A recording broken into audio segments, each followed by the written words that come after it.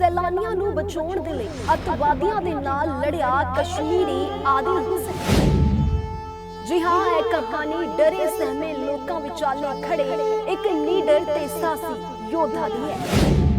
ਸੈਲਾਨੀਆਂ ਦੇ ਲਈ ਅੱਤਵਾਦੀਆਂ ਦੇ ਨਾਲ ਲੜਦੇ ਹੋਏ ਇਹ ਮੁਸਲਿਮ ਨੌਜਵਾਨ ਖੁਦ ਕੁਰਬਾਨ ਹੋ ਗਿਆ। ਇਹ ਕਹਾਣੀ ਡਰੇ ਸਹਿਮੇ ਸੈਲਾਨੀਆਂ ਵਿਚਾਲੇ ਖੜੇ ਇੱਕ ਨੀਡਰ ਤੇ ਸਾਹਸੀ ਯੋਧਾ ਦੀ ਹੈ।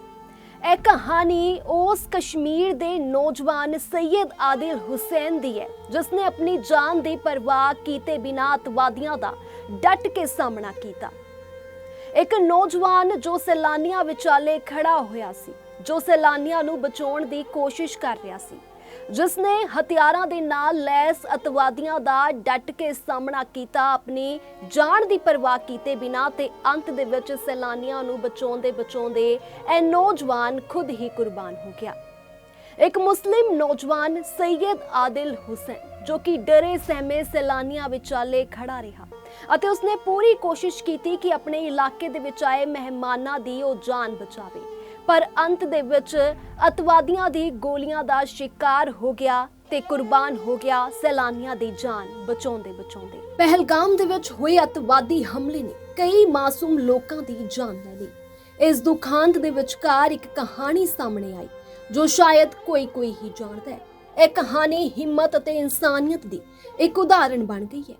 ਇੱਕ ਸਥਾਨਕ ਘੋੜਸਵਾਰ ਸੈयद ਆਦਿਲ ਹੁਸੈਨ ਸ਼ਾਹ ਅੱਤਵਾਦੀਆਂ ਵਿਰੁੱਧ ਨਿਹੱਥੇ ਲੜਿਆ ਅਤੇ ਇੱਕ ਮਹਿਲਾ ਸੈਲਾਨੀ ਨੂੰ ਬਚਾਉਣ ਦੀ ਕੋਸ਼ਿਸ਼ ਕਰਦੇ ਹੋਏ ਆਪਣੀ ਜਾਨ ਗਵਾ ਬੈਠਾ। ਸੈयद ਆਦਿਲ ਹੁਸੈਨ ਸ਼ਾਹ, ਜੋ ਕਿ ਸਿਰਫ 28 ਸਾਲਾਂ ਦਾ ਸੀ, ਪਹਿਲਗਾਮ ਦੇ ਵਿੱਚ ਸੈਲਾਨੀਆਂ ਨੂੰ ਘੁੜਸਵਾਰੀ ਕਰਾਉਂਦਾ ਸੀ। ਹਮਲੇ ਦੌਰਾਨ ਜਦੋਂ ਅੱਤਵਾਦੀਆਂ ਨੇ ਗੋਲੀਬਾਰੀ ਕੀਤੀ ਤਾਂ ਆਦਿਲ ਨੇ ਹਿੰਮਤ ਦਿਖਾਈ।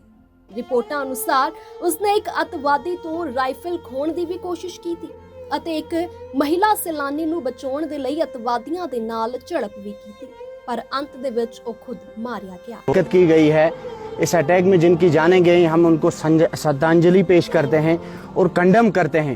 उसके बाद जो हमारा ये भाई था सैयद आदिल, हमारा भाई था, इसने अपनी जान गंवाई है और हम इस बात पर फ़ख्र महसूस कर रहे हैं। प्राउडली हम ये बात बोल रहे हैं कि सैयद आदिल ने टूरिस्ट्स की जान बचाते बचाते इसने अपना बलिदान दिया है, इसने अपना बलिदान पेश किया है। एक लेडी को बचाते बचाते इसने अपनी जान दी है। हम इस बात पर प्राउड फील करते हैं। दूसरी बात यह है कि जो ये घिनौनी हरकत है, हम गवर्नमेंट से अपील करते हैं, हमारी मुद्दबाना गुजारिश है कि इस वक्त पूरा कश्मीर, पूरा साउथ, पूरा डिस्ट्रिक्ट अनंतनाग और पूरा हमारा इलाका हपतनाड़ आपके साथ है। हम शाना बशाना गवर्नमेंट के साथ हैं, अपनी फ़ौज के साथ हैं।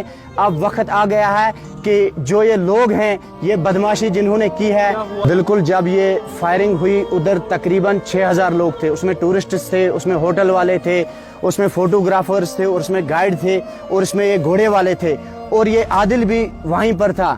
जब आदिल ने देखा कि फायरिंग हो रही है और इस फायरिंग में जब आदिल के जो आईने शाहिदीन वहाँ थे, जो आदिल के साथ घोड़ा लेकर गए हुए थे, उन्होंने आदिल को बहुत रोका कि आदिल आप भाग जाओ, लेकिन आदिल ने मना किया कि हम भागेंगे नहीं, हमारे जो मेहमान हैं हम अपने मेहमानों को बचा कर ही रहेंगे।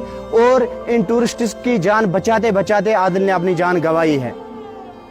बिल्कुल लड़ाई तो कहाँ कर सकता है, उनके पास गन थी, लेकिन इसने हाँ ये सुनने में आया है कि आदिल ने ये बोला है कि आप बेगुनाह लोगों को क्यों कत्ल कर रहे हैं, क्यों आप बेगुनाह लोगों पर गोलियां चला रहे हैं, बड़ों पर, बच्चों पर, बुजुर्गों पर अंधाधुंध फायरिंग हो रही थी। और उसी का नतीजा ये निकला कि आदिल के यहाँ 3 गोलियां आदिल को आई हैं। इस टकराव ਦੇ ਵਿੱਚ ਉਸ ਨੂੰ ਗੋਲੀ ਲੱਗੀ ਤੇ ਉਸਨੇ ਹਸਪਤਾਲ ਦੇ ਵਿੱਚ ਆਖਰੀ ਸਾਹ ਲਈ। ਆਦਿਲ ਆਪਣੇ ਪਰਿਵਾਰ ਦਾ ਇਕਲੌਤਾ ਕਮਾਉਣ ਵਾਲਾ ਸੀ ਅਤੇ ਇਸ ਹਮਲੇ ਦੇ ਵਿੱਚ ਸ਼ਹੀਦ ਹੋਣ ਵਾਲਾ ਇਕਲੌਤਾ ਮੁਸਲਿਮ ਵਿਅਕਤੀ ਸੀ। ਉਸ ਦੀ ਮਾਂ ਨੇ ਰੋਂਦੇ ਹੋਏ ਕਿਹਾ ਕਿ ਮੇਰਾ ਆਦਿਲ ਸਾਡਾ ਸਭ ਕੁਝ ਸੀ। ਉਹ ਦੂਜਿਆਂ ਦੀਆਂ ਜਾਨਾਂ ਬਚਾਉਣ ਗਿਆ ਪਰ ਆਪਣੇ ਆਪ ਨੂੰ ਨਹੀਂ ਬਚਾ ਸਕਿਆ। ਆਦਿਲ ਦੇ ਪਿਤਾ ਨੇ ਦੱਸਿਆ ਕਿ ਸਾਨੂੰ ਹਮਲੇ ਦੀ ਖਬਰ ਦੁਪਹਿਰ 3 ਵਜੇ ਮਿਲੀ। ਆਦਿਲ ਦਾ ਫੋਨ ਬੰਦ ਸੀ। ਪੁਲਿਸ स्टेशन पहुंचने ते पता लग्या कि उसको तां गोली लग गई है। मैं उधर ही था कहाँ पहलगांव में। फिर वहाँ से 6:30 बजे मुझे पता चल गया था कि आदिल भाई की डेथ हो गई है, वहाँ शहीद हो गया है। फिर मैं गया वहाँ हॉस्पिटल, वहाँ से मुझे लिया थाने में वहाँ रिपोर्ट डाली सब जगह पे मैंने। फिर मैं पहुंचा वापस हॉस्पिटल। वहाँ हमको 9:30 बजे उस भाई की लॉज पे फिर हम गए उधर।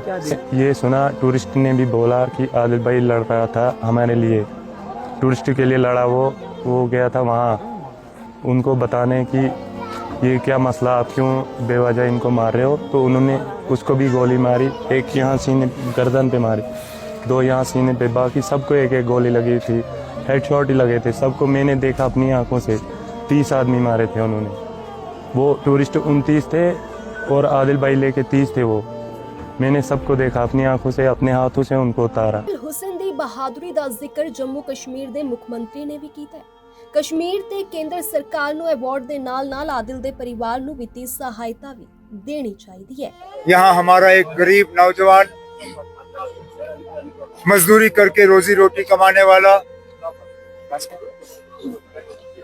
आदिल घर से निकला था मेहनत की कमाई करने के लिए। बदकिस्मती से आज उनका कफन जो है उनके घर लौटा दिया गया। लेकिन सुनने में आया है कि इनकी मौत ऐसे नहीं हुई, ये बहादुरी का सबूत दिखा रहे थे। वहां लोकल सुनने में आया है कि ये एक शख्स थे जिन्होंने हमले को रोकने की कोशिश की और जिन्होंने शायद बंदूक छीनने की भी कोशिश की, और तभी जाके इनको निशाना बनाया गया। अब जैसे इनके घर वालों ने अभी जनाजे से पहले बात की, इस खानदान का हमें ख्याल रखना होगा, इनकी मदद करनी होगी। और मैं यहाँ इन सबको यकीन दिलाने आया हूँ कि इस मौके पे हुकूमत इनके साथ खड़ी है और जितना हम इनके लिए कर सकेंगे हम कर लेंगे। ਸੈਯਦ ਆਦਿਲ ਹੁਸੈਨ ਇੱਕ ਮੁਸਲਿਮ ਨੌਜਵਾਨ ਜਿਸਨੇ ਆਪਣੀ ਜਾਨ ਦੀ ਪਰਵਾਹ ਕੀਤੇ ਬਿਨਾਂ ਅਤਵਾਦੀਆਂ ਦਾ ਡਟ ਕੇ ਸਾਹਮਣਾ ਕੀਤਾ ਤੇ ਸੈਲਾਨੀਆਂ ਦੀ ਜਾਨ ਬਚਾਉਣ ਦੀ ਪੂਰੀ ਕੋਸ਼ਿਸ਼ ਕੀਤੀ, ਪਰ ਅੰਤ ਦੇ ਵਿੱਚ ਖੁਦ ਹੀ ਕੁਰਬਾਨ ਹੋ ਗਿਆ।